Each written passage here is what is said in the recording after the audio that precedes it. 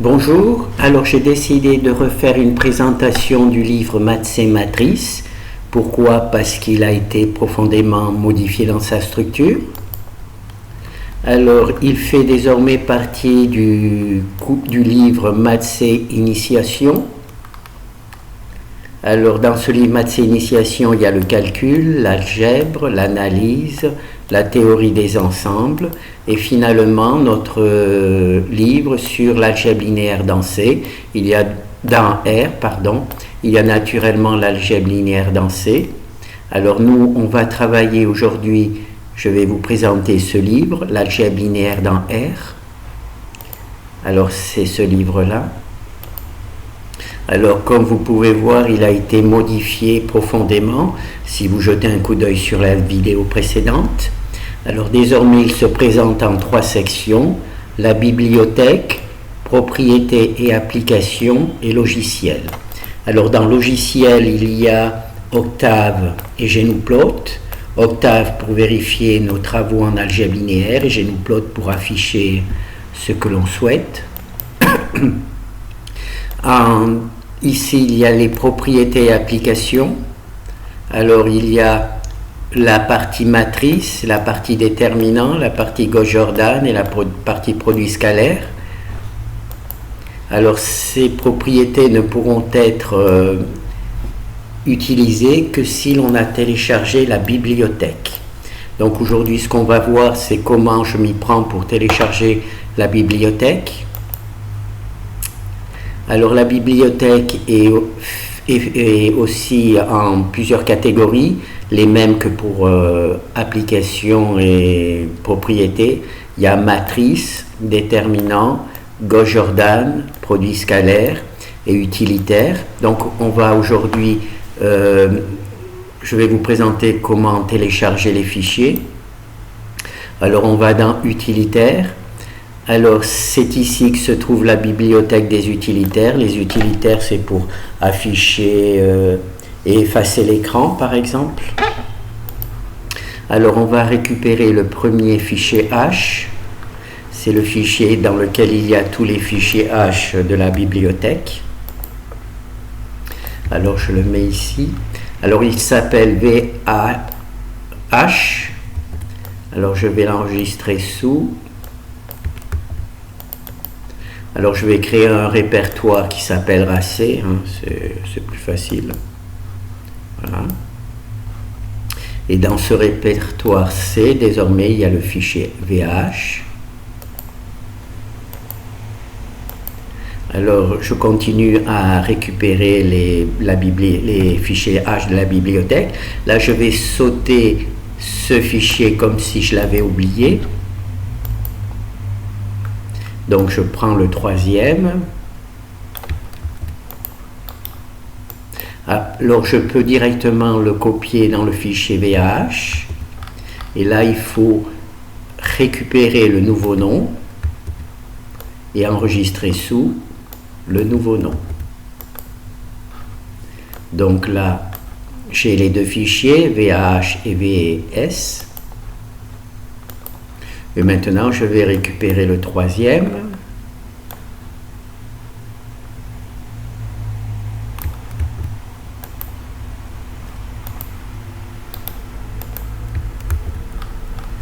Alors là, il s'appelle VZR.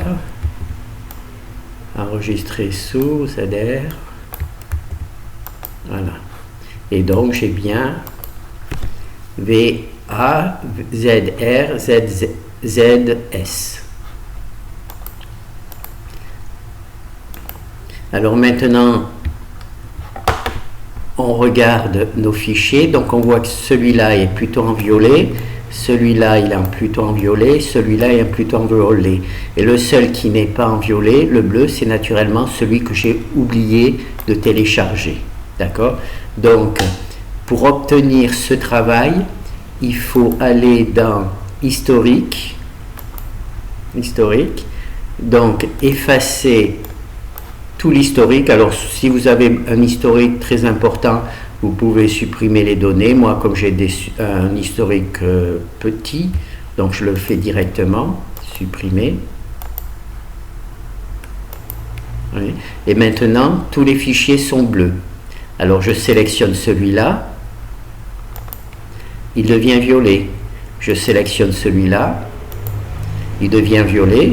Je sélectionne celui-là, il devient violet. Donc je sais que j'ai sélectionné ce fichier-là, ce fichier-là, ce fichier-là. Celui-là, il est en bleu, ça veut dire que c'est le fichier que j'ai oublié. Donc je le récupère. Alors là, on va réduire un peu et on récupère le fichier ZD. Voilà. Donc la méthode que j'ai choisie, alors d'abord il faut que je sauve ce fichier au nom de ZD.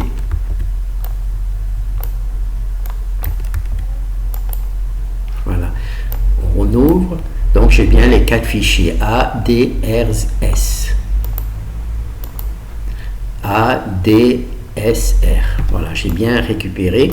Donc la méthode que je vous propose, c'est de effacer l'historique, ce qui vous permet d'avoir, alors historique, d'effacer l'historique. Voilà. Ce qui vous permet d'avoir la liste de tous les fichiers en bleu. Et une fois que vous avez sélectionné un fichier, il devient violet. Donc ça vous permettra dans une liste, si je fais ça, ça et ça, ça me permet donc de dire que j'ai bien téléchargé, j'ai bien visité ces 4 liens. Par contre, je n'ai pas visité le dernier. Alors ici, le dernier, ça, donc là, la couleur me permet de savoir quels sont les fichiers que j'ai oubliés. Donc c'est la méthode que je vous propose d'utiliser quand vous téléchargez, parce qu'il peut y avoir une dizaine de fichiers H et c'est très facile d'en oublier un si l'on n'utilise pas le code couleur. Donc là vous voyez il est bleu alors que là il est violet. Donc je n'ai pas téléchargé l'exemple pour tester la bibliothèque, donc je vais télécharger l'exemple pour tester la bibliothèque. Alors dans certains compilateurs, enfin dans certains éditeurs, il y a un problème quand on copie un fichier H et quand on crée des fichiers H et qu'on copie ensuite le fichier C dessus. Donc moi ce que je fais systématiquement, je crée un nouveau fichier quand je passe de H à C. Donc là c'est le fichier C enregistré sous, voilà. Donc là je vais enregistrer le fichier C dans le répertoire où il y a les fichiers H. Voilà. Donc là je ferme et je lance. Voilà. Donc Hello World, ça marche. J'ai bien tout j'ai bien copié tous les fichiers. Alors ici on a une petite information. La création de matrice A de 5 lignes et 5 colonnes ici. La création d'une matrice A de 5 lignes, R5. R, c'est pour row, R-O-W en anglais, et C, colonne, pour colonne. Hein. Donc là, on crée une matrice A de 5 lignes et 5 colonnes. Donc c'est le code ici. Et sa destruction, ça, ici, on détruit la matrice A que l'on vient de créer. Il faut naturellement, en langage C, quand on crée une matrice, il faut la détruire. Sinon, le système d'exploitation continue à conserver la mémoire pour cette matrice. Et s'il y en a 10 000 matrices, ça veut dire qu'on va créer 10 000 fois. Il va garder en mémoire l'espace pour 10 000 matrices. Donc c'est pour ça que une fois que le programme est terminé, on crée la matrice. Une fois que le programme est terminé, on détruit la matrice. On libère free. F pour free, on libère l'espace mémoire de la matrice. Donc, a été neutralisé par la commande truc. Donc ici, j'ai neutralisé la matrice. Pourquoi? Tout simplement, je n'ai pas encore installé la fonction qui permet de créer une matrice et la fonction. Donc si je compile maintenant en supprimant le truc, naturellement ça ne marche pas puisque je n'ai pas encore installer les fonctions de création de matrices et de trucs. Voilà. Donc là, on a pu vérifier que au niveau des utilitaires, j'ai bien récupéré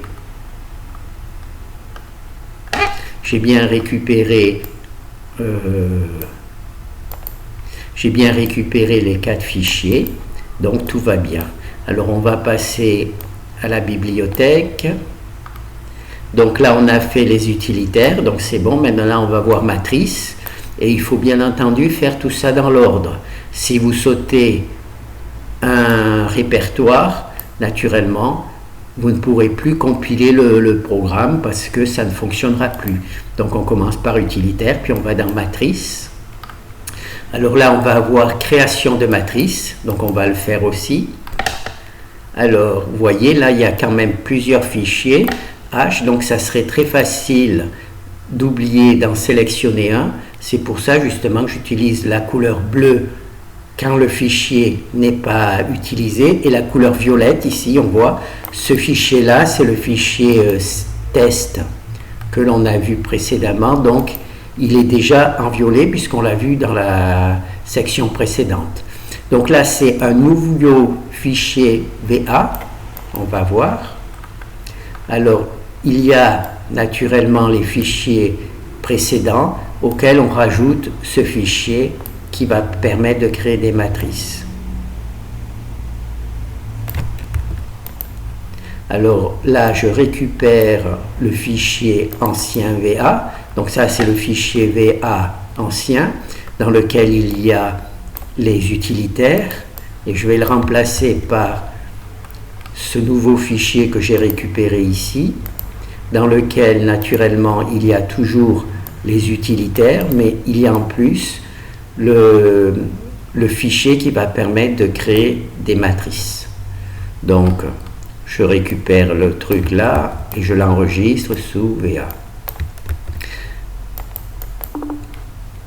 Donc là naturellement il me demande, étant donné que je recopie un fichier sur un existant, il me demande si je veux le remplacer. Naturellement oui, et voilà.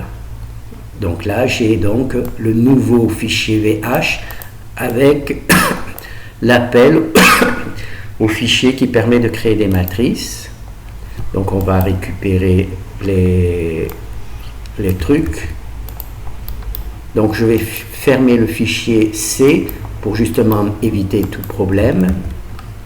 Donc VI, donc ça c'est le premier. Vous voyez, donc là j'ai rajouté un nouveau fichier. D'accord. Ensuite V1. Alors ce qui caractérise ma manière de travailler, c'est que tous les fichiers, alors VIZ, alors là c'est un nouveau fichier enregistré sous. Ce qui caractérise mon travail, c'est que tous les fichiers qui vont permettre de créer des matrices commencent tous par VI. VI, VI, VI et VI. Donc ça permet de les conserver par ordre alphabétique proche les uns des autres. Donc là on voit que j'ai déjà téléchargé ces 3 fichiers et je vois que ces 3 fichiers là je ne les ai pas encore téléchargés parce qu'ils sont bleus. Voilà, donc si jamais vous téléchargez celui-là et que vous devez vous absenter pendant quelques secondes, et bien vous savez que avec la méthode des couleurs, vous savez que vous en êtes ici et qu'il faut télécharger celui-là. Si jamais vous oubliez de toute manière de télécharger un fichier, au moment de la compilation du fichier C, il vous dira que le fichier n'existe pas, qu'il vous manque quelque chose.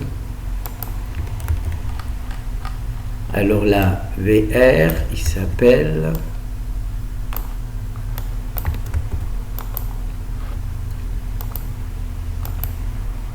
Alors là, on se rend compte qu'il en reste 2. Donc je récupère. Je pense que le code coudeur est important par le fait même qu'il y ait quand même parfois plusieurs fichiers H à télécharger et qu'il est très facile d'en sauter un ou deux.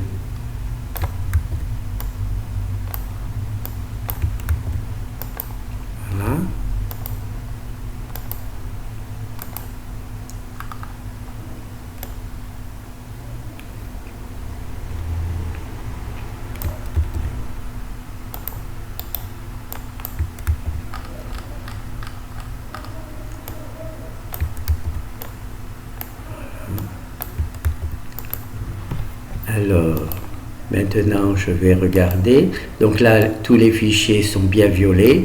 Donc là, le fichier C, il est aussi violet puisque je l'ai déjà téléchargé. Donc je vais le retrouver ici. Donc je vais fermer tous les fichiers H. On voit que je commence déjà à voir toute la bibliothèque. Et on voit que les fichiers qui concernent la création de matrices sont bien les uns en dessous des autres, puisqu'ils commencent tous par VI. VI, VI, VI. Voilà. Donc là, je vais lancer Hello World. Alors maintenant que j'ai complété mon travail par les fichiers qui créent les matrices, je peux réellement créer une matrice. Naturellement, je la crée et je la détruis, mais je ne peux pas l'afficher puisque je n'ai pas encore les comment ça s'appelle? Je n'ai pas encore écrit les fonctions qui permettent de le faire. Voilà, donc là j'ai créé une matrice et je l'ai détruite, tout ça en aveugle puisque je n'ai pas encore d'affichage. L'affichage des matrices se trouve dans le répertoire en dessous. Donc là on commence à créer les matrices. Alors l'intérêt de ce travail, c'est premièrement de sélectionner toute la bibliothèque et de tester et de travailler dessus. Une deuxième partie pourrait être de créer, comme je l'ai fait, ou récupérer les utilitaires, d'accord? Une fois que vous avez récupéré les utilitaires, vous créez la création de matrices, c'est ce que je viens de faire, donc je peux créer désormais des matrices et les trucs, et à partir de là, au lieu d'utiliser les fonctions que j'ai écrites, de réécrire vous-même vos propres fonctions, puisque vous êtes capable de créer et détruire une matrice, donc créer une fonction pour afficher les matrices, créer une fonction pour les matrices aléatoires et copier les matrices, ainsi de suite. Donc à partir de ce petit truc, vous pouvez réécrire vous-même la bibliothèque. Ça vous permet donc de savoir, de créer vos propres fonctions. Vous avez dans ce répertoire, celui qu'on vient de télécharger, toutes les données qu'il vous faut pour créer une matrice et la détruire. D'accord? Donc là, ensuite, il y a ici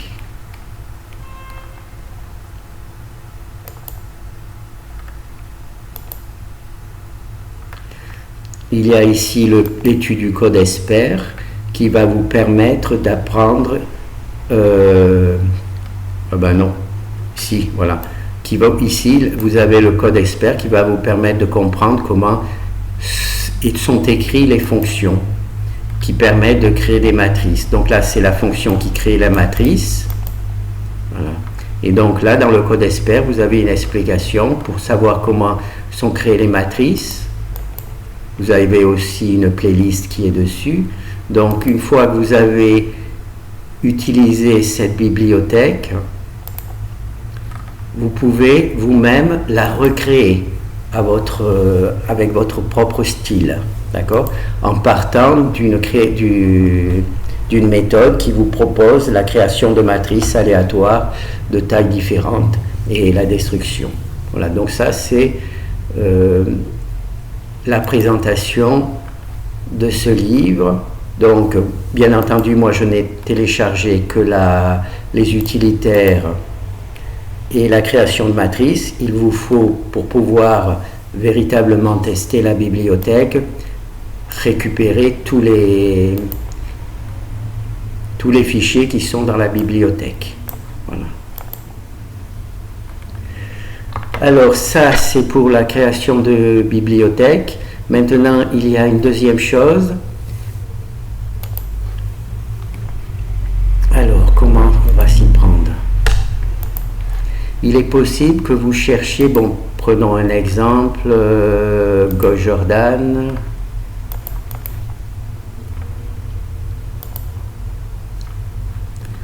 on va prendre un exemple. Supposons que vous cherchiez cette fonction-là. D'accord? Donc je la copie, je la mets en mémoire.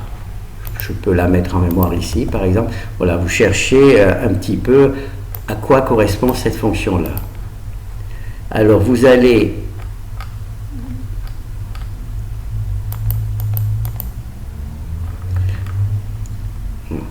dans le livre matrice, il est ici, mais vous avez matrice livre, mais dans chaque page vous avez un matrice libre.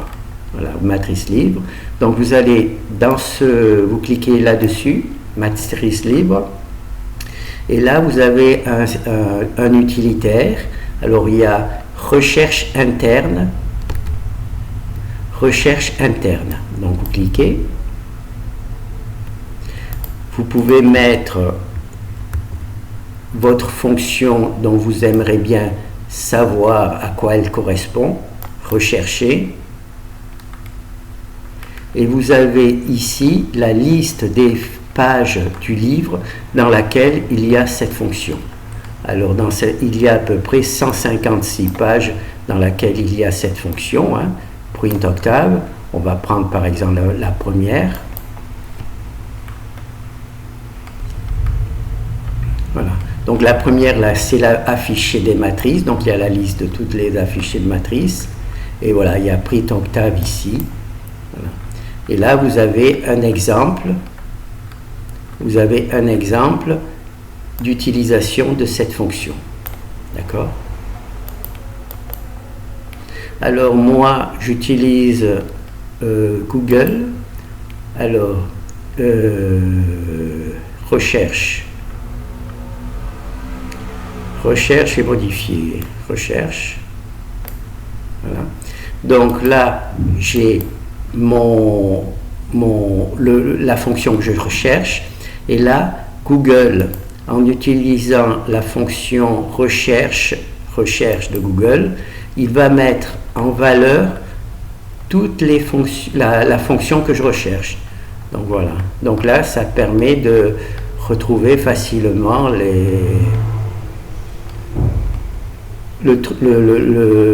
la fonction que je recherche.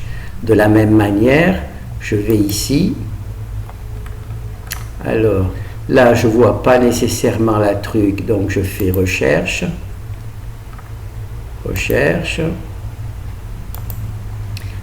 Et immédiatement, je trouve la fonction. Donc, je clique. Et là, je peux ne pas savoir exactement où elle est. Donc, je fais recherche avec Google. Et je vois très rapidement où se trouve la fonction. Donc, vous allez dans recherche de Google, vous mettez la fonction que vous voulez retrouver dans la page et cela vous permet de la voir en brillance. D'accord? Alors, il y a deux méthodes, enfin, il y a deux utilitaires. Le premier utilitaire, c'est, on va dans catégorie, il y a matrice, donc là, il y a la page. Dans toutes les fins de page, il y a matrice livre. Il y a une commande ici, recherche interne. Et ici, on met par exemple, il y a D, R, Z, R. Voilà. Là, c'est le nom qui permet de calculer le déterminant d'une matrice. Voilà. Et là, on voit, il y a à peu près 88 pages dans le livre dans lequel il y a cette fonction déter matrice. Et je peux la mettre en brillance. Voilà. Et là, j'ai la truc en brillance. D'accord? Et si je vais ici, donc là, il est possible que ça soit difficile à trouver la fonction. Donc, je mets en brillance avec l'utilitaire, rechercher. Voilà. Et tout de suite, je vois la truc. Voilà. Je vois directement où se trouve la fonction. D'accord? Voilà. Donc là, il y a deux petits utilitaires. L'utilitaire Wikibook qui permet de retrouver le nom de fonction dont on aimerait connaître un petit peu à quoi cela correspond. Malheureusement, il n'est pas suffisant pour trier véritablement ce que l'on veut, soit dans un fichier C, soit chercher sa truc. Donc là, on a notre utilitaire. Voilà. Donc ça permet donc de chercher sur Wikibook notre texte qui nous intéresse, et avec la recherche Google, on peut mettre en brillance le mot que l'on recherche. Voilà. Alors, pour le langage C, donc là je vais vous montrer un petit peu. Par exemple, cette fonction-là, je ne sais pas à quoi elle correspond, alors j'aimerais voir son code. Alors pour voir son code, c'est facile, je mets une petite virgule, donc là je crée une erreur, je compile. Naturellement il y a une erreur puisque cette virgule n'existe pas. Par contre, cela me donne le lieu où se trouve cette fonction, enfin le fichier. Et là j'ai le fichier dans lequel il y a la fonction dont j'ai fait l'erreur pour pouvoir voir le code. Et là, j'ai la fonction qui donne le code. D'accord? La même chose, ici, je ne sais pas à quoi correspond cette fonction. Je mets une truc, je compile. Il y a naturellement une erreur puisqu'il n'y a pas de virgule. Et là, j'ai directement la fonction qui libère la matrice. Donc je pense que j'ai montré un petit peu tout ce que je voulais montrer. Alors je suis reparti, j'ai refait cette vidéo de présentation du livre Maths et Matrices puisqu'il a été profondément modifié. J'ai essayé de simplifier au maximum. Donc là il y a la bibliothèque, les propriétés et applications et les logiciels. Il faut que dans un premier temps, vous sélectionnez toute la bibliothèque, et une fois que vous avez sélectionné toute la bibliothèque, vous pouvez tester les propriétés applications. Il y a la deuxième méthode que l'on vient de voir. On récupère les utilitaires obligatoirement. On récupère la création de matrices obligatoirement. Et ensuite, on peut tous les fichiers en dessous, on peut essayer de les réécrire. Réécrire les fonctions qui permettent d'afficher les matrices, écrire les fonctions qui permettent de créer des matrices aléatoires. Donc vous partiriez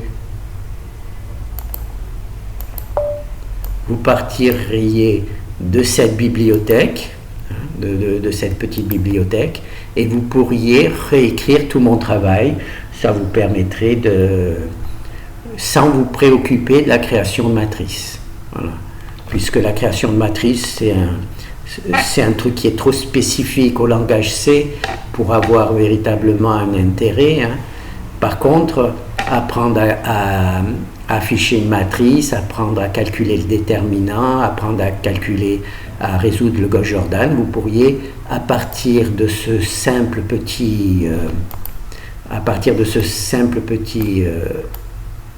de cette dizaine de fichiers, réécrire tout le travail que j'ai fait.